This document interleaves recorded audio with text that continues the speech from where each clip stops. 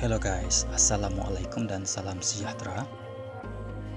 Pada kali ini kita akan merungkai misteri singgasana si Ratu Balqis, di mana di dalam surah Al-An'am Ratu Balqis memerintah sebuah kerajaan yang gagah dan berjaya menawan hati pemerintah negeri Sabah untuk menerima Islam. Jika kita menyelusuri kisah Nabi Sulaiman alaihissalam, baginda dikurniakan singgasana dan tahta sebagai pemerintah tertinggi, bukan sahaja sebagai seorang sultan yang memerintah manusia, tetapi baginda juga mampu menundukkan bangsa jin selain mempunyai kelebihan bercakap, memahami bahasa binatang. Pertemuan di antara Nabi Sulaiman alaihissalam dan Ratu Balqis bermula setelah Nabi Sulaiman membangunkan Baitul Maqdis. Baginda menuju ke Yaman. Tiba di sana, disuruhnya burung hudhud mencari sumber air, tetapi burung berkenaan tidak muncul ketika dipanggil. Oleh kerana burung hudhud tidak dapat menghadap baginda, dan ini secara tidak langsung menimbulkan kemarahan Nabi Sulaiman alaihissalam. Selepas itu, burung hudhud datang kepada Nabi Sulaiman dan berkata, "Aku telah terbang untuk mengintip dan terjumpa sesuatu yang sangat penting untuk diketahui oleh tuanku. Aku dapat mengetahui secara meliputi akan perkara yang engkau tidak cukup mengetahuinya. Aku datang kepadamu dari negeri Sabah dengan membawa kabar berita yang diyakini kebenarannya." Dan burung hudhud terus berkata, "Sesungguhnya aku dapati seorang perempuan memerintah mereka, dan ia telah diberikan kepadanya dari tiap-tiap sesuatu, dan ia pula mempunyai singgasana yang besar." Nabi Sulaiman alaihissalam agak terkejut akan berita tersebut dan teringin untuk mengetahui siapakah pemilik tahta kerajaan Sabah setelah mendengar berita daripada burung hudhud berkaitan tentang wujudnya sebuah kerajaan yang besar, makmur dan dilimpahi dengan kekayaan. Tetapi sayangnya, pemimpin kerajaan tersebut beserta rakyatnya menyembah matahari. Setelah itu, Nabi Sulaiman alaihissalam mengutuskan burung hudhud untuk menyampaikan surat baginda kepada pemimpin kerajaan Sabah, yang di mana di dalam surat tersebut terkandung tentang tawaran dari Nabi Sulaiman alaihissalam untuk mengajak Permaisuri Balqis berserta seluruh rakyatnya menyembah Allah Subhanahu wa taala, yaitu Tuhan yang satu. Sehinggalah Permaisuri Balqis bersetuju dan yakin untuk menganut agama yang dibawa oleh Nabi Sulaiman alaihissalam. Setelah baginda Permaisuri Balqis menyaksikan pelbagai mukjizat dari Nabi Sulaiman alaihissalam atas kurniaan Allah Subhanahu wa taala. Diringkaskan cerita, kemasyhuran Permaisuri Balqis tersebar di seluruh dunia, sehinggakan kisah baginda ini diaplikasikan di dalam ajaran kuno yang lain.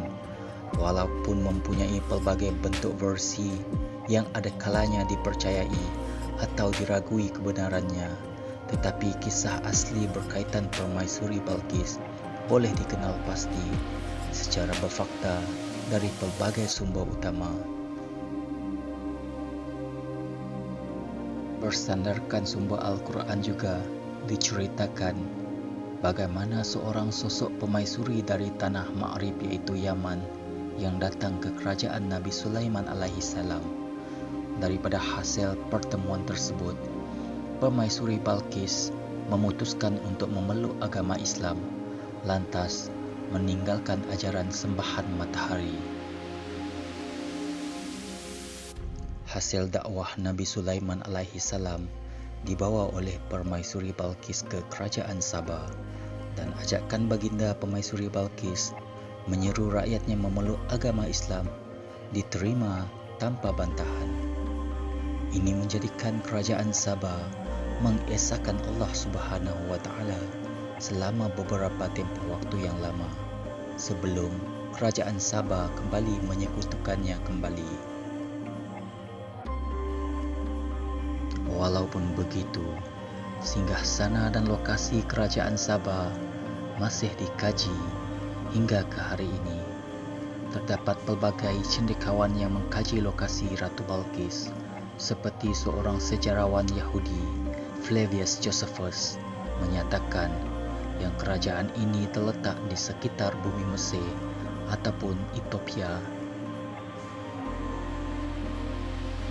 Lain pula bagi sejarawan Muslim yang beranggapan bahawasanya kerajaan ini terletak di daerah sekitar negara Yaman. Bagi Karl Marx, ahli geologi Jerman, menyatakan yang kerajaan The Great Zimbabwe pada zaman dahulu merupakan salah satu tapak kerajaan Sabah pimpinan Permaisuri Balqis. Teori-teori lain terus menyusul dengan mengatakan yang tapak runtuhan peradaban di Napata dan Meroe, Sudan merupakan tapak kerajaan Sabah. Melalui pelbagai teori ini, para ahli sejarawan tidak dapat menyatakan bukti yang konkret untuk memastikan tapak-tapak runtuhan peradaban ini milik Permaisuri Balqis. Tetapi daripada kesemua teori terbabit, hanya satu sahaja lokasi yang diyakini tapak kerajaan Sabah, iaitu di sekitar kawasan Eritrea, Ethiopia dan Yaman.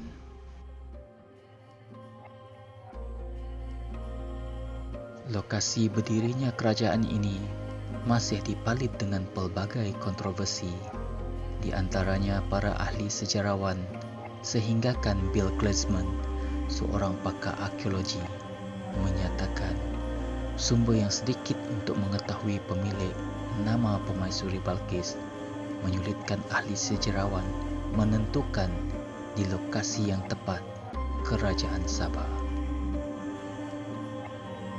Lain pula kisah yang didapati dari kitab Kebra Negus, iaitu sebuah kitab kuno yang suci bagi bangsa Ethiopia yang disiapkan daripada hasil gabungan kisah yang didapati dari bangsa Arab dan bangsa Yahudi pada abad ke-14 Masihi.